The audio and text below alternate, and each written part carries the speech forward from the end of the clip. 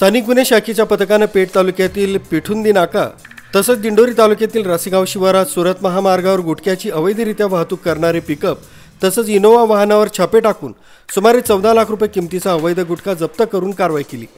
सदर गुन्ह्यामध्ये वाहनांवरील चालकांना अटक करून त्यांच्याकडे चौकशी केली असता गुजरात राज्याच्या सीमावर्ती भागातून नाशिक जिल्ह्यात गुटख्याची अवैधरित्या तस्करी केली जात असल्याची माहिती ही समोर आली।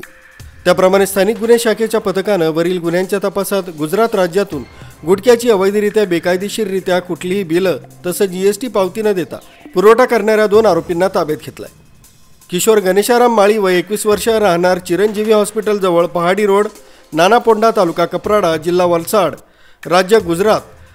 उमेश वालाराम चौधरी वय 33 राहणार सुतारपाडा तालुका कपराडा जिल्हा वलसाड राज्य गुजरात या दोघांना गुन्ह्यामध्ये अटक करण्यात आली। यातील आरोपी हे गुटख्याची अवैध तस्करी करून नाशिकसह इतर कोणत्या ठिकाणांवर गुटख्याचा पुरवठा करीत होते तसंच सदर गुटखा कोण खरेदी करणार होते याबाबत पोलीस पथक कसोशीने तपास करीत आहे। जिल्ह्यात परराज्यातून येणारे अवैध गुटख्यांचे नेटवर्कचं समूळ उच्चाटन करण्यासाठी ग्रामीण पोलिसांची पथकं सत्वर कारवाई करत असून गुटखा तस्करीची पाळंमुळं खोदण्यास पोलिसांना मदत होणार आहे। नाशिक ग्रामीण जिल्हा पोलीस अधीक्षक विक्रम देशमाने तसंच अप्पर पोलीस अधीक्षक आदित्य मिरखेलकर यांचं मार्गदर्शन तसंच सूचनांप्रमाणे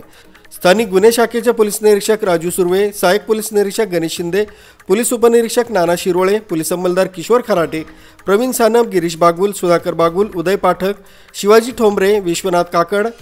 सागर काकड, मेघराज जाधव, मनोज सानप, प्रदीप बहिरम, हेमंत गिलबिले, विनोद टिळे यांच्या पथकाने ही कारवाई केली।